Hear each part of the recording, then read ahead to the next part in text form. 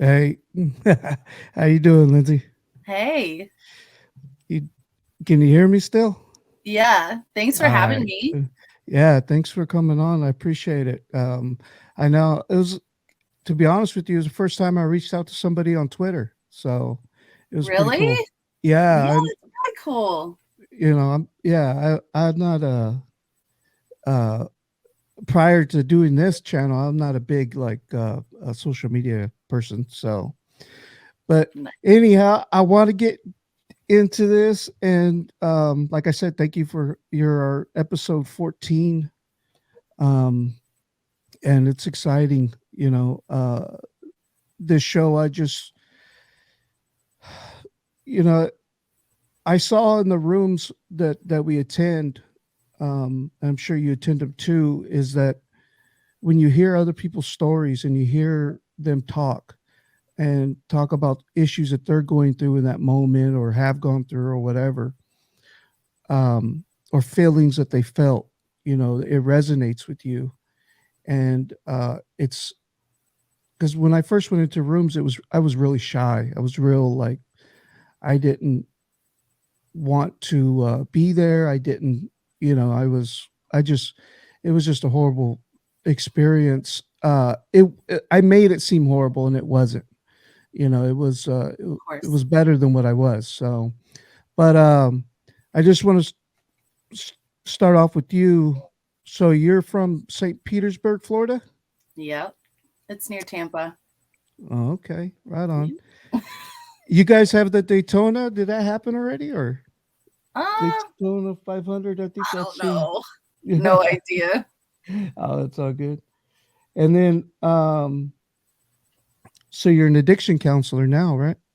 Yeah, it's crazy hearing that. That's Yeah. crazy. Um, Was that yeah. how was that? Did you just something you wanted to do? Oh yeah. It sounds kind of crazy, like I'm making it up, but I was literally like I was young and I was still drinking and using and haven't even figured out how to get sober, and I was like, I want to be a therapist or counselor and help other people. And I was like, but my intention was like, if I did that, then I'd be able to cure myself or like help myself. And you hear a lot of people say that, and it's true. That's really what my idea was. And Yeah, I got offered a job at a place that I got sober at. right Like on. when I had a year sober, he was like, the owner was like, "Hey, you were one of the worst clients we had, but you know what? I was a pain in the ass." Um, but I owned it, right? Yeah, for sure. And I stayed sober. That's So awesome. yeah. Yeah, it's one more thing that you have between you and using again, or drinking again. The same thing with the podcast. It's one more thing that I have in my way of of me using, because yeah. How long ago did you start drinking? You said I think you started what, like, early? Um, so I'm 35 now. Um, I originally got sober when I was like 24. I had two major relapses in the past 10 years. Yeah. Luckily, they didn't last very long, and I was able to get back up. But those, It, yeah, they that was they right. say it's progressive, huh? It just gets worse every time. Yeah, like I don't like I had almost 4 years clean and sober, and I was like an intern counselor to rehab, and I met a guy and he was a Um, counselor there with me. And we got married and we're divorced now. But yeah, like I don't know what happened, and we have a son together, and yeah, hopefully he gets sober, but I don't know. Um, but yeah, like the relapses were pretty intense. I was doing yeah, some stuff I never thought I would do, yeah, ever. for sure. Yeah, the stuff that we do in our addiction, it's like, it's crazy. You look at it and you go, "Who was that person?" Like, why would I even consider doing? I would never make those decisions, now, let alone, Right? But for me, it was as little as a year ago. So It's just crazy. But so you started. You said you had got. You Oh yeah. went to a at 15. You went to Oh. a football game. Oh yeah. Okay, so homecoming game. Homecoming game, it's like in the beginning of the year, the my ninth grade, I'm a freshman, Yeah. and like school just started, and there's this like hot guy that sat in front of me in one of my classes, and he was talking to this girl across the classroom with some big boobs, and she's so pretty, and I looked at her like, oh my god. And she was talking one day about, oh my god, I got drunk at the football game, and with these guys and this and that, and I'm like, and she got all the guys attention. And it sounds silly now saying it, but it's the reality of it, that like I looked at that and I was like, I want to fit in like that. Like I want the guys to look at me, like I want to be Yeah. cool. And I was shy and a good student, and um I didn't have many friends, and so that was kind of like, so I got drunk. I made this plan. I'm going to get drunk with two of my friends. I'm at the football game, and I guess I'm stumbling around and blacked out. I was blacked out the first time I got drunk. I thought that was normal. I guess it's not. So I learned that a few years after. Yeah. Um, yeah, a parent told on me, and the cops came and got me, and then my mom came and got me, and I was like crying. I got kicked out of school, and I was like, I'm gonna do it again. Like, that's that's uh that's an alcoholic right there. I found something that worked for Yeah, me. yeah. Like, Well, most people stop and go, okay, that was bad. Let me not do that. And we're like, oh, right? that was fun. Let's try it again. I think maybe there was like a week or two to where I was like very ashamed, and just, the parents were on me, and I was like, damn, like I don't want to be getting in trouble like that. And then it was just like, like, Yeah. so I should have known then something was Yeah, something was but going on. you were a teenager. You were I mean, that's not that Yeah. you shouldn't I be was so just like, hard on yourself. everybody does this. Like everybody gets in Yeah. trouble, you Yeah. know? Yeah, they do.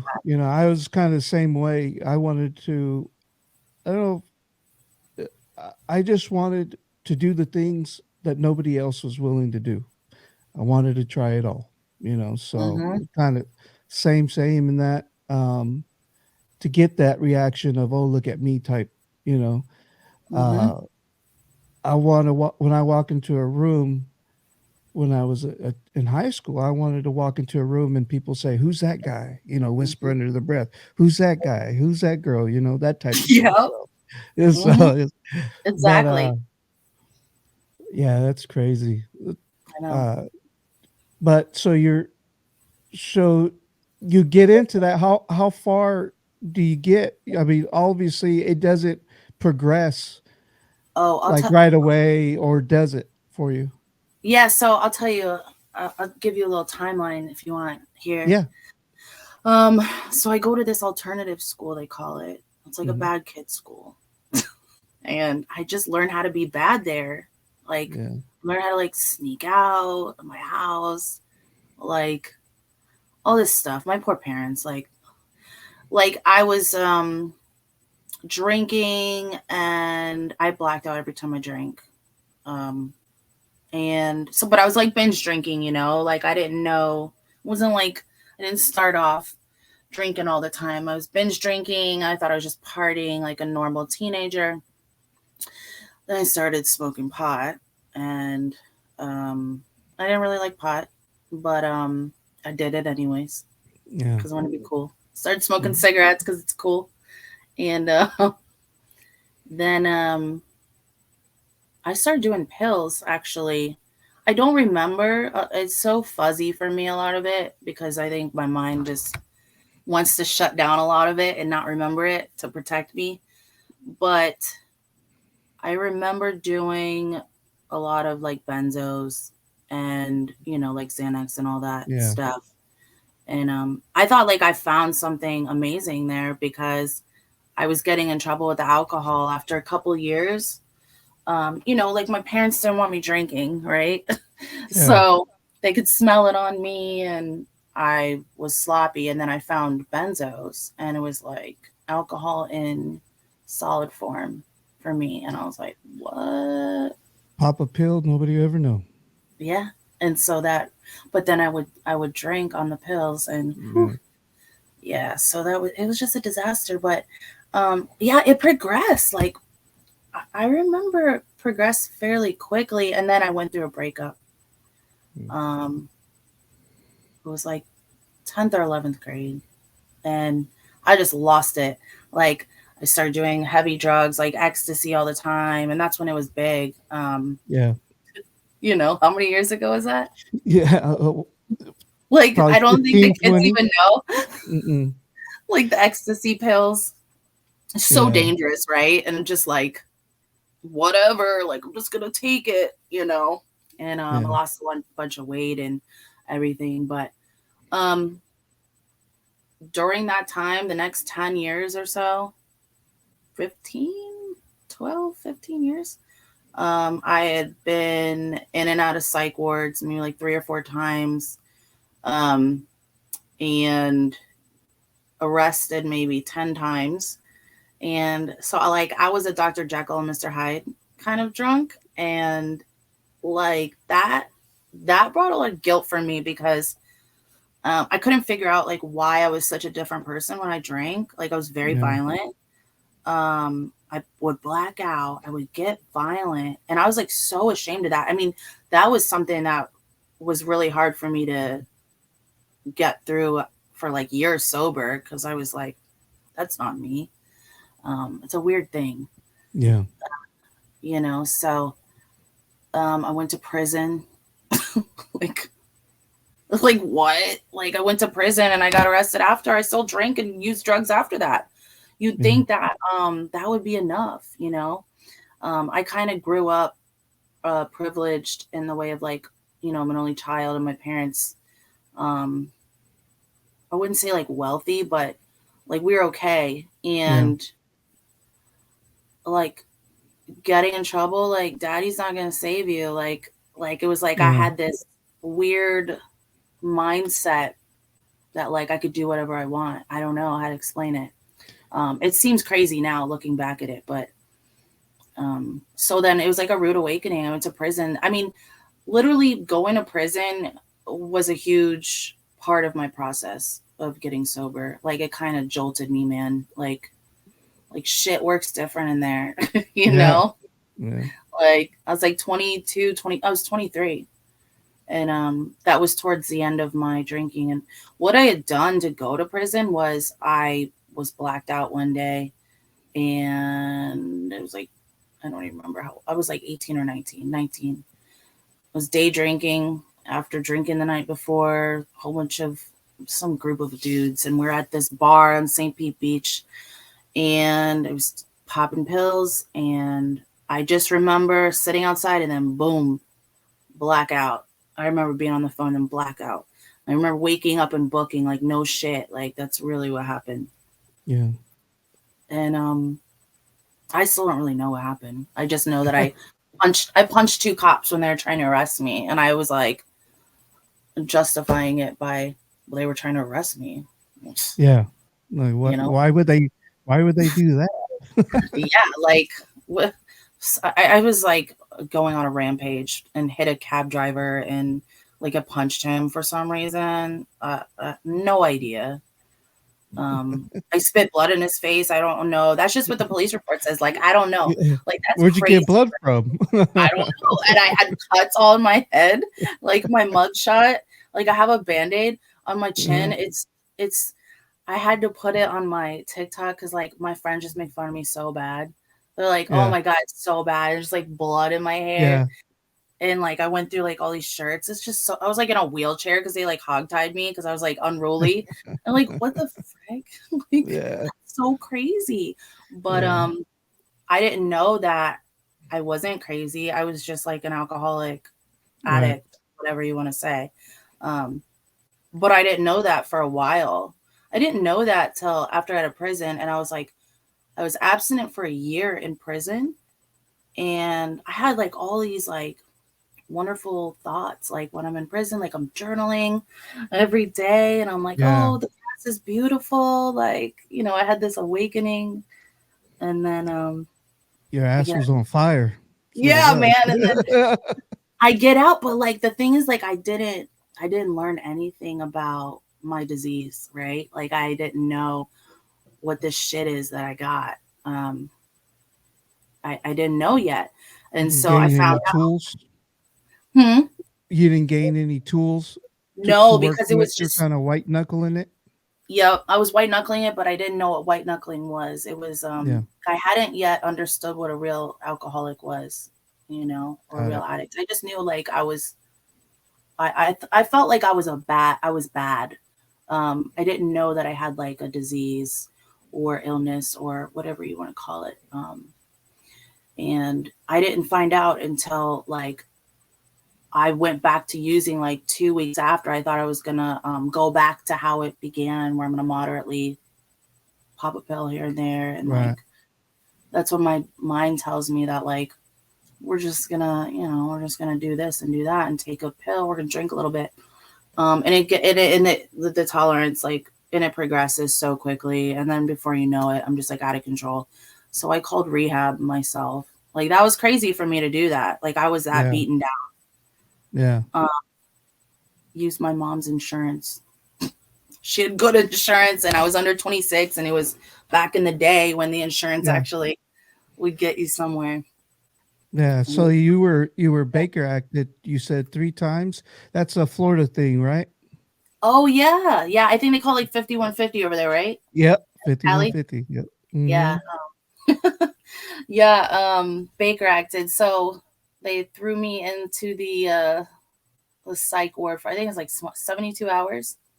Yeah. Um I was a cutter when I drank and used, which was very interesting because sober I never had those thoughts, but I would get drunk and sloppy and I would just be so like crying and miserable. And I'm like, I felt like, I'm a loser because I can't stop drinking. I can't stop Yeah. using. And so it's kind of like a pitiful thing. like, you know, and, but so they would Baker act me and they're like, you can't just like cut yourself, like Yeah. I'm not trying to kill myself. Um, no, I can joke about it now. It's not funny at all, obviously, but that's just kind of how, that's how crazy the drugs and alcohol made me, like out of my mind. Yeah. I mean, completely aside yourself. It's not stuff that you would normally do on a regular basis. I s- I like to say so. When I was 15, I I got locked up for meth at juvenile hall. Did 6 months there. I've been hospitalized once for pancreatitis, Ooh, and I've also been institutionalized. So I only got one left. I've been to jail, been yeah. been been to an institution, been to a hospital. I only got death. So it's like, that's the next thing, and I don't, I got to get it to stop. I have two boys of my own. They're eight, Yeah. twin boys, and you know, Oh, so like you said, how you thought about like why didn't you stop, or why didn't you have a wake up call during those times, or why you even went back to it even after spending time. I would think that having kids yeah. would have taken care of it for me, and it didn't.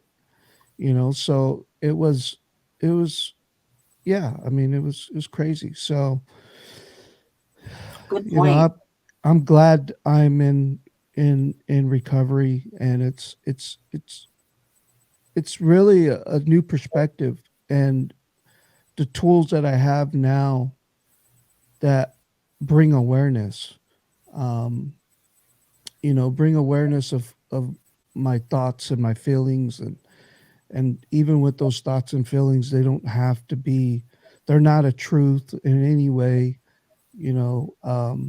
Hmm. So it helps me to say to really recognize those when those things happen, and say, okay, this is what it is, and this is what I got to do. I got a plan. I got things that I can that I do personally that helps me get through it. And because they say, we have a 7 out of 10 chance of, or 7 out of 10 of us get back in it. If yeah, I Only mean, three probably of us more than that. survive. Yeah. Yeah, So it's bad. it's crazy. So when did you realize that you had a problem? Was that when you were locked up? I knew before, um, I knew along the way, like it was a process for me. Like I was developing a tolerance, and it got to the point to where if I wasn't under the influence of something like all the time, that's all I thought about. Like I couldn't. Mhm. That was the worst. Like I just remember, like me and I had to have it, and it was like that hopeless feeling of like, man. And then I remember, I'm shooting crack in my neck. Um, You go crazy hard. crazy shit, and then heroin and fentanyl, and I'm Yeah. like, oh my god, like I don't even like crack. Like I don't Yeah. even like it. Like it sucks. Like I don't even like that high, but like I did because like I literally would do anything that's gonna get me outside of myself. Yeah. Like man, because it isn't about the substance, right? Like some substances, like yeah, obviously like more than others, right? And that's my go-to, but overall, it's like what do you got? What do you have? Like, I'm going to do this, I'm going to do that. And I always thought, like, I'm going to find this perfect mixture or combination of drugs or alcohol Right. that I could Yeah. steadily use Yeah. every day. Yeah. It's, Yeah. How it's do like you how to big book. use them? Yeah, it's in the big book. How how you use them, what you're gonna use, what time of day. Yeah. It's all that stuff. I know You that same I exact could just feeling, that figure it hopeless. out, like, Yeah.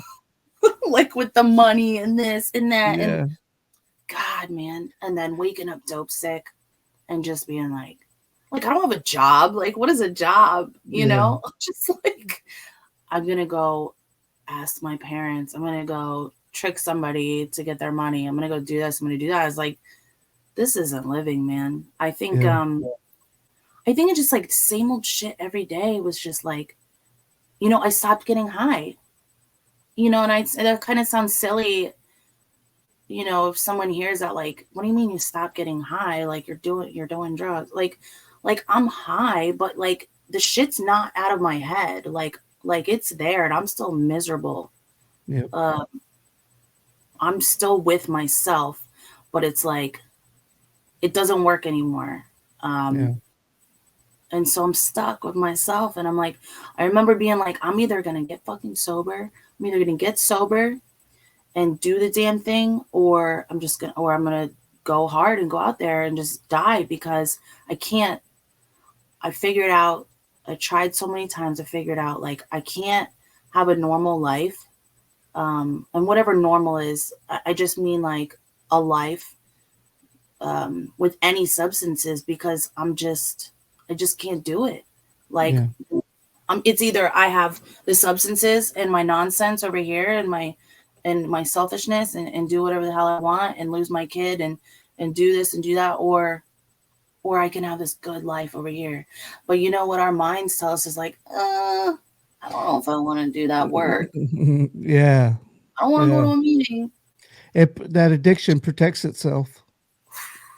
Yeah, it's strong as hell, man. Like, um, and when I had relapsed, um, that self knowledge, like I was like, oh, I'll be able to get sober again. Like I've done this. Like I've done Yeah. this. That's nonsense because a lot of us intuitively like know what to do, especially if we relapse. But like if I don't put that shit in action, Right. it does nothing. And I tried like I was like, why isn't this working? Well, I wasn't doing anything. Like I was just Yeah. expecting it to happen. Um, Yeah. it's Yeah. crazy. If you want it, they say I always hear our counselors that I see, they tell me, if you want something different, you have to do something different.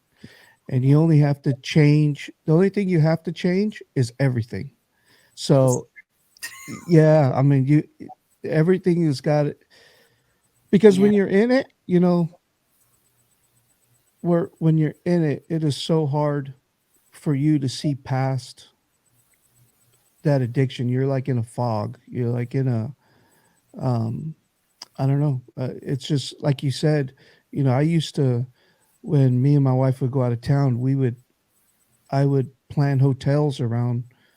I would look where see where the hotel was, and then I would say, okay, there's a liquor store, there's a liquor store, there's a liquor store, and so I knew where those were, and I had a routine. Okay, this, the night before I would go to bed, and I would think, okay, what time do I got to get up, so that way Mm, I can get up before she gets up and the kids get up, and then okay, and then I got to have make sure I have enough money to get two bottles, right. or whatever, or 6 o'clock in the morning, going and waiting at the store at 5:58, because here at 6 is when they open up the liquor.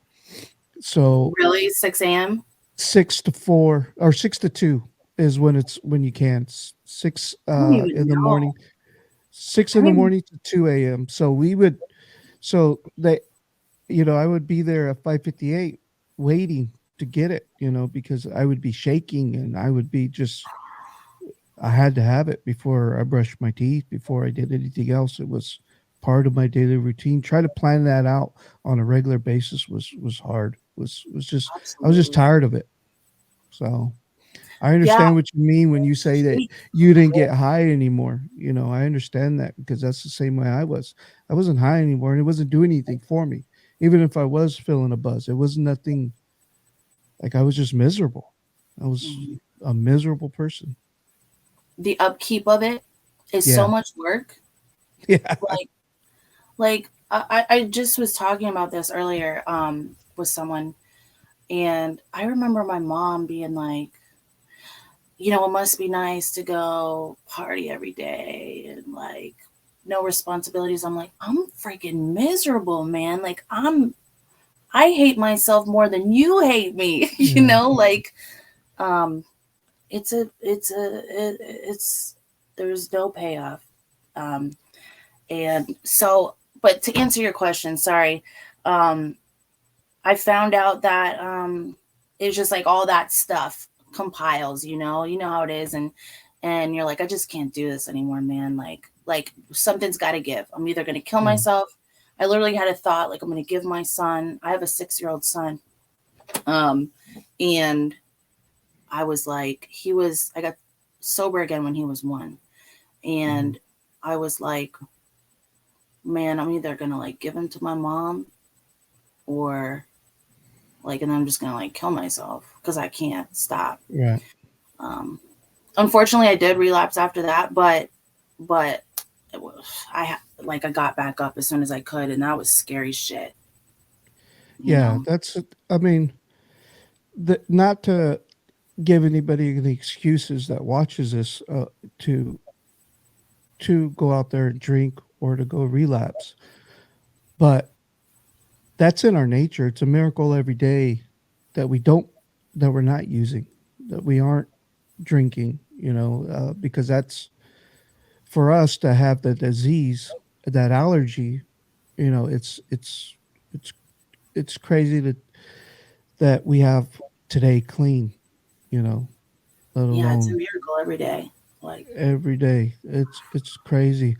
What were some of your, so you say you got sober. What were some of those in the first like 30 days of getting sober? What were some of the emotions and feelings that you had, if you can recall that, yeah, anything stand out?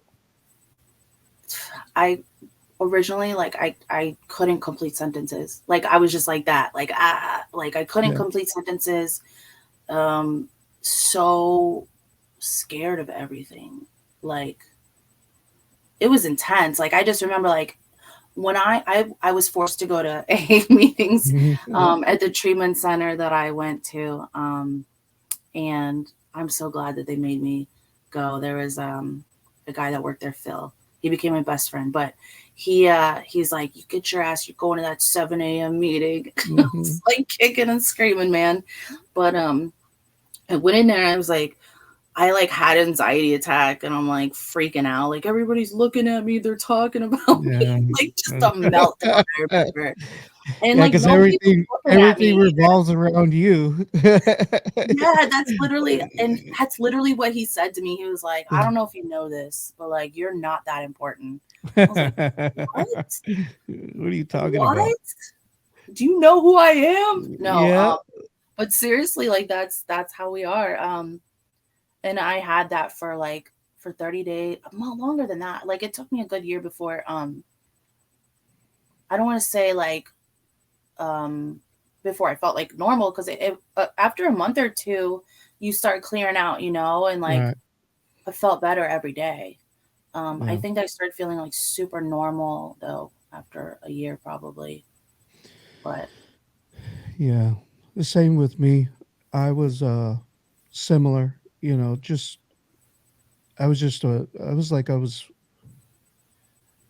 it it was like something was still holding on, like, come on, man. Like, I was still making reservations. We learn about making reservations for the future, that, oh well, when this happens, I'm gonna drink, or when this happens, and you're really, us that carry the allergy, we can no longer touch it. Like, there's no going back. There's right. no situation, no death, no anything. So we got to learn how to live That I'm out. glad you brought that up. I Right. just want to say real quick, I had to I remember I had to get a new phone number, and I had to call in my prescription for my pills and say, and I cried about that. Like, I was Yeah. upset. I was like breaking up with my pills. But that was my reservation. Like, I had them in the pharmacy for months and I Yeah. had to just do it. And that was very freeing. Like, it gets easier, and I don't want to sound doom and gloom when I was saying, oh, Right. it takes a year. It gets better every day, and it starts literally within weeks of putting the drugs and alcohol down. Um, but yeah, it's just a process. Every day is better. Yeah. What are some of the tools that you've learned that help you with your triggers and that? And what are your triggers? Do you have any? Depression was is is is a huge one for me, and I it got me the last time in a relapse, before I even knew it. So I really try to be mindful now. Like, if I start feeling low, like, I'm just trying to be like mindful about my ups and my downs and keep myself even keeled, because that's a trigger for me. Rejection is a huge trigger for me. um just that feeling of being left out, or um I don't know, just that feeling of rejection and non-validation, I think, just as a person not being loved. And so I really watch my ass. Like, what I have to do, like my tools, Mm-hmm. is sober support network number one. And I know a lot of us say that, but it is true. Like, I always stress that, like, I just had to, like, I still do, like, I have a couple people in recovery, my circle, that if I'm feeling froggy and like, you know, any kind of old behaviors, like, oh, if I'm being manipulative, if I'm lying, doing the same old shit that I used Right. to do, that like leads me to bad places if it continues on and on. And I have I have time in between doing that and a drink if I'm lucky.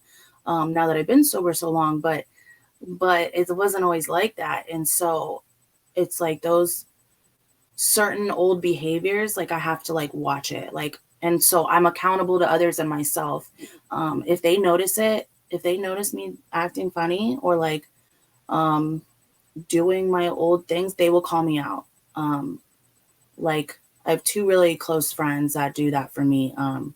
And there's we Yeah. may have gotten in a few fights about bitch, you know, like and she, you know, they both have saved my life. So um that is the number one thing. And really I like am always trying to read and you know, it sounds so simple, but it's huge. Like trying to just read and learn about myself and others. And I learned a lot when I worked in treatment. You know, I mean, I do work Right. in treatment, but just when I started working in treatment, I learned so much that just about even like communicating, like all these things. Like I really stress like the morning routine, like the night routine of just um, journaling, just all that stuff that sounds small, it really adds up and it really is important.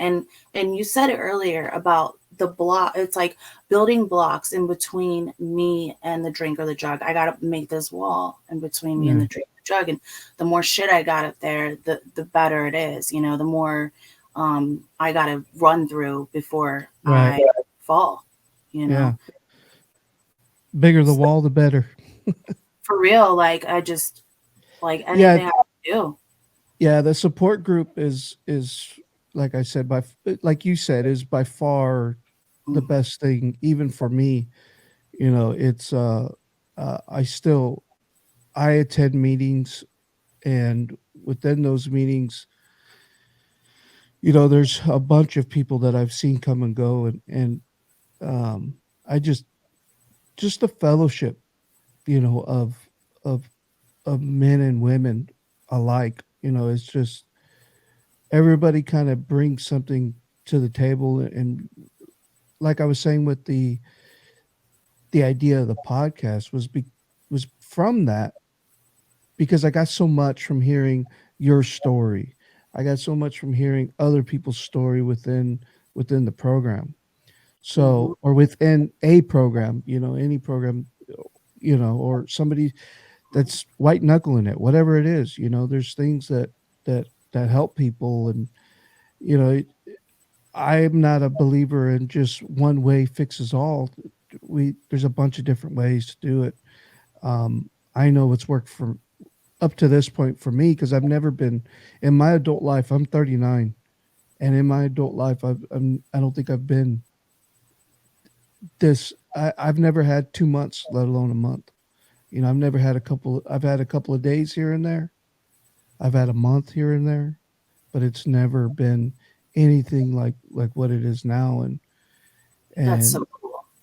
yeah, I'm head over heels for it, man. I'm trying to really just live it, and be of service too to other people, you know, in hopes that, and it's the little things. It's not, you don't have to go out of your way and pick up everybody, Yeah, and and and be, you know, available to everybody. It's just little thing here and there. So um you said a lot of good stuff there. Um, yeah, just being available to others if they're having if you're having a trigger. I tell my clients too, I'm like, freaking call me, yeah, text me, just be like, I'm having thoughts of this and this. Like just get that shit off your chest. yeah, Like I'm here. You know, I don't have to do anything spectacular to help. I just have to like be there. Like my ears are open, you know, like right, that's what we do. And this podcast is like such a great idea, like being of service. Like it's freaking cool. When you had contacted me and I looked at your stuff, I was like, dang man, like that is like really like living recovery too. Like what better way to share what you've been freely given, you know, to just be there and be available to others. So I think that's freaking cool, man. That's kind of what my idea was. I just like made a Twitter, like I don't know, like, and I'm like, I've done enough, um, you know, picking myself up and falling down and picking up again. I've learned a little bit along the way that if yeah, I can share it, like maybe someone else doesn't have to like bump their head on the wall as many times as I did, you know, Well, like, get 'cause it's, get arrested 10 times. right? Like, you don't have to. Like, we've done it for you. Like, let Yeah, me help you cut out some of these steps, you know? And yeah, um, but I did one thing that like was amazing. That really does keep me sober. Not on its own, but being able to work with other people. Like, I know I do it for my job. You know, I'm a counselor and I do that for my job, but I have to do other stuff like outside of that. That's not my right, only program. So that's kind of like the whole idea. Like, at my free time, like, I'm about recovery. And that's just kind of what I had to do. Like, in the beginning, I had to go to 2, 3 meetings or, you know, right. whatever a day. You know, of whoever I had to be meeting up with people, and talk to sober people. Like, I just had to. And not everybody has to, but I was scared to death. Um, and I didn't have a job, so you know, like, of course, like, Yeah, I ain't got shit to do. I got to yeah, do yeah, something. yeah, So, plenty of time. basically, yeah. Yeah, Um, that's cool. What, yeah, I was also, but, I was gonna tell you that for me, going back to my question on when you thought you had a problem, for me, when I first learned that I don't have control over this thing, I had like this immense, it was twofold. I had this immense shame, and like I wanted to crawl in the corner, and it's like everything that I thought in my mind that I came crawling down. My front was just uh was gone. I mean, it was like I was naked. Everybody could see what I truly was. yeah, And but on the flip side of that is that it brought an immense peace over me, knowing that knowing that I had this issue. It was out there for all to see. All I was bearing it all. So it was like, this is who I am. You know, uh, that's why I don't have an issue talking about it at all in front of people who may see this, or even my loved ones, my parents, my brothers, my sisters, my wife. It's just it. This is it gave me a chance to really open up and allow people to see me for who I am, and not for what I was trying to put out. You know, did you experience similar to that? yeah. I loved how you just said that. Like the mask that we wear. Yeah.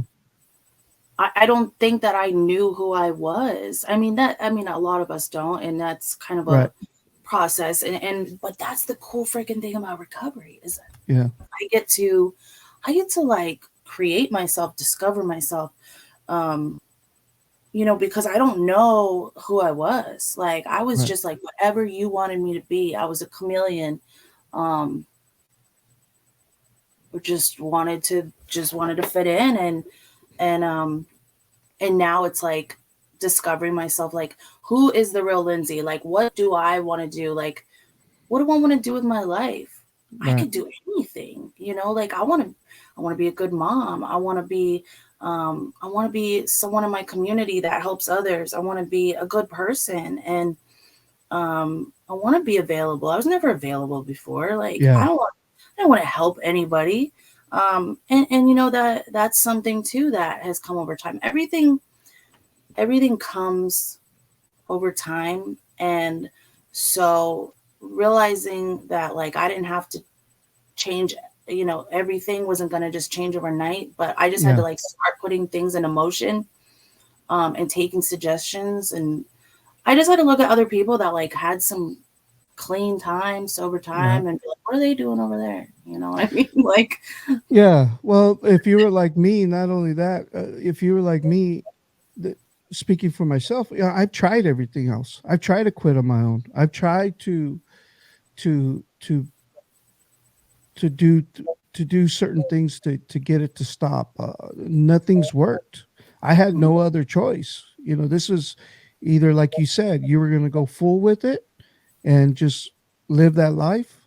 You're going to be about that life, Mhm. or you're going to change up everything. And, you know, you kind of, you get backed into a corner and you have that desperation to say, I'll do whatever it takes. You know, what do I got to do? You know, so now you're open. Now you're at a place to where you can receive feedback. You may not like it, but you're open to where you can start to build yourself up and build those blocks up one by one. Um, Hell yeah. Mhm. so you know, I was also going to ask you in your recovery now that you have a couple of years, a few years in it. You know, what has anything changed? Obviously, well, I would like, you know, I think I know the answer, but what is the difference between now and maybe a year Mm, for you? no. That's a tough Because one. well, your first thought now isn't to drink every day. Is to Right. go get a drink. Is to go get a. Is to go, you know, get your high or whatever. Yeah, I mean, I wake up every morning and I'm like energized and I'm like, what am I gonna do today? Like, it's crazy because like that's not like how it was. Like Mm-mm. I was waking up like Yeah, like my life depressed. sucks. Yeah, Just I yeah. didn't know how to be happy. One thing that I try to stress is like I learned in the past like year or two, actually, just in the past year or two, like the importance of like not giving up. It sounds so simple, right? But I had this certification and the counseling certification, and I had to I had a lesser certification than I had since 2015. You go Mm. through the Florida Certification Board, and there's a background check and a level 2 background check. And if everybody at home doesn't know what that is, it's like everything. And so there's a lot of charges that you won't pass the check with. And I have a lot of battery charges um, from my days in the rodeo. And Assault. so, yeah, they're there. Even though they're over 10 years ago, Yeah. they were there and they came up and they're like, skirt, you are denied. Like, Wow. after like I turned in all this paperwork, right? And I'm like, I already had this background check because I was just renewing it, Yeah. right? And this was like 2 or 3 years ago. 2 years ago, I was renewing it. And they're like, doesn't matter. Like, we have more guidelines in place, like it's more strict. Um, so sorry about your luck. And I'm like, okay, no. So I found out how I can appeal it. And they're like, well, you could get a background exemption, get all your charges, explain what happened for each one, get the police reports, get this. So like 10 arrests, like I'm chasing my ass. And then they're like, prove why you're rehabilitated. I'm like, Mm. so I have like hundreds of papers and everything I put together, man. Like it took me so much time. And I'm getting like, I got letters from all sorts of people. Like my professor wrote me a letter. Like that was cool. Like, cause Yeah. I graduated from addiction studies at my college, and he's like a master's clinician, addiction counselor. And he's like writing me a damn letter, which is cool. My good friend who's also an author and like a LMHC, is like a licensed mental health counselor, Hmm. wrote me one, just like crazy, right? Like I'm so blessed. But not to get in the weeds about it too much, but so like I got all this stuff together and I turn it in and they're like, day before Christmas, they're like, denied. They denied me. Um, so I put in and I took them to court. I took Department of Children and Families to court. I represented Wow. myself, my own lawyer. I was like my own lawyer. Like I was that asshole that was gonna do that, right? Like who does that?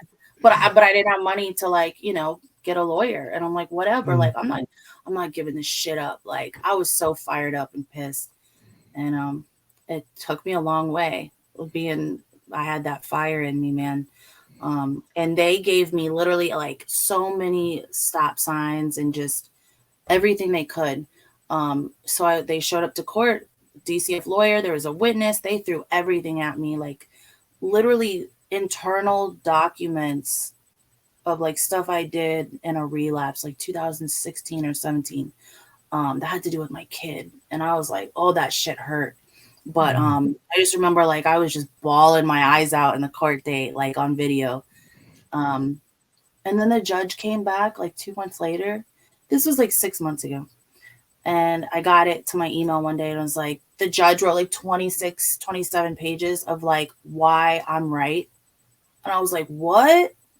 No Like, way. that's cool. Yeah. Like that shit doesn't happen. Yeah. And yeah, that is just like so cool because it was like, I just didn't stop. And so it paid off. And like, so then I turned in this other stuff for this other certification. And then this lady pushed me through all sorts of stuff there too. And then I took a test like a month ago. And I'm like nationally certified too. Like, what the hell? And I got it. Like, it was like 5 years Nice. of working in a treatment center, all these trainings. I couldn't believe I do it because I'm like one of those people, like, I don't finish anything. Yeah. That's just my nature, was like, I don't finish anything. If I don't like it, I'm quitting. Yeah. And I stuck with it. So the lesson and all that is like, get pissed off and push Keep yourself going. to do Yeah. it because it pays off, because so many people are not willing to go that to keep going. And so if you do keep going, you're going to get it. It's going to pay off. You know, they don't expect people to do that. Yeah. Well, especially, like for us, like you said, I'm of the same nature that you are, and that is I never really finished anything. You know, I have had some successes in my life outside of drinking. Um, but that's not anything compared to what I'm able to do now. And um, there's it goes back to your story when you said about how you were like, look, I'm either going to go full on about this life or I'm going to stop, and you could have easily turned and gone that other way. But, for whatever reason, you didn't. And here you are, that says a lot. Yeah. Says a ton. Um, what is something that you would tell your 16-year-old self? Dang, that's a good one. I think that you're loved and you're going to be all right. You know, you don't have to do all this stuff. You don't have to go through all this. Like, just be yourself and just take it day by day, you know. Um, Shit's not always going to be that bad, you know, like as when we're going through those growing pains, you know, we think it's going to last forever and it doesn't, but we don't know that then. So Yeah. hold on, pain ends, have hope, you know. Awesome. Yeah, for sure. And then one other question. What would you tell somebody who's trying to quit, who's on the fence, who thinks they have a problem, who's kind of started to question whether or not they can stop? What would you tell somebody? Um, and let me preface by saying that I don't think that there's anything that you could really tell anybody. It has to be within them. They have to reach their own bottom. Hmm. But what would you say to encourage them? What would I say to encourage them? That this is personal for them, and this is something that this is your life, you know, and I support you either way. Um, you know, I just had a friend actually relapse, and so I was on the phone with her, just like, I'm there. I'm gonna meet you wherever you're at, you know, meaning like I'm there for you emotionally, and whatever I can do to just be in that space with you, you know, without being in that physical space with you. But um, it's something that you've got to figure out if this is if this is going to be what you're going to do. You know, is this, you're not going to be able to live your life like that if your history has shown that you can't safely drink. It's not going to be able to work out. Um, I got a little tongue tied there, but just, you know, if history has shown that it doesn't work for you, then, you know, just be true to yourself and know and listen to your intuition. You know, so many times I want to go against myself and what I know to be true from experience. So really kind of just look within and, um, Yeah. you know, it's your life. What do you want to do? Yeah. I You said something key there for me anyways, and this is something that I was taught is look at the evidence. Look at the evidence of where you're at and look at your history as to what got you to where you are. You know, if you so when I when I get it in my head, for me a trigger is driving home from work. I'm tired, truck's on. It's kind of cold outside, so I got the heater on.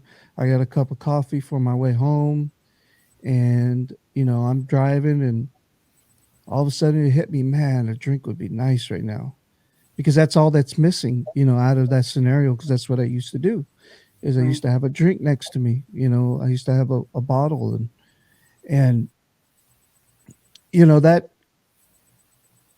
that same thought when it comes into me or comes to my mind, I have to push it down by remembering the evidence, remembering how I felt the days leading up to wanting a change, the days leading up to you know the 23rd and the 22nd of March, when I got was like, I got to do something. Uh, uh, when I my wife dropped me off at a mental hospital, behavioral health hospital. It's just it it's like, look at everything I had already been in the hospital Yeah. for pancreatitis. I've had it one other time. Um, I I had a long history of of messing myself up, and not um, I had a long history of using and just abusing my body. So, uh, what's the evidence? Do I want to live like that anymore? I remember my even just my mindset of how I thought, and I quit my job, you know, um, and I had a really good job, and I had quit it, and I said, you know what, it's the job that's getting me. It's not the drinking, it's not me. It's the job. So I said, you know what, I gotta quit. So I went and I quit. And I said, I can't do this. Yeah. So it, it, I remember that feeling, and I keep it, not to feel guilty about it, not to feel guilty about the things that I did, but so that I remember as I get further and further away from my date, that that is something that, do I want to feel like that, or do I want to feel like how I feel right now today? Because right now today I feel great. I didn't wake up with a hangover. I wasn't shaking this morning. I didn't have to worry about what I said last night. I didn't have to worry about, I don't have to check my phone. Um, it just it's do what life do I want to live, and look at the evidence. So I just wanted to bring that up, that you had mentioned that. It's such a good point. Yeah. That cognitive dissonance that we have as alcoholics and addicts is real. And and that's exactly what you had just said. Like, just looking at the evidence of, like, if I'm living in reality, I'm accepting where I really am right now and like what has really Right. happened to me.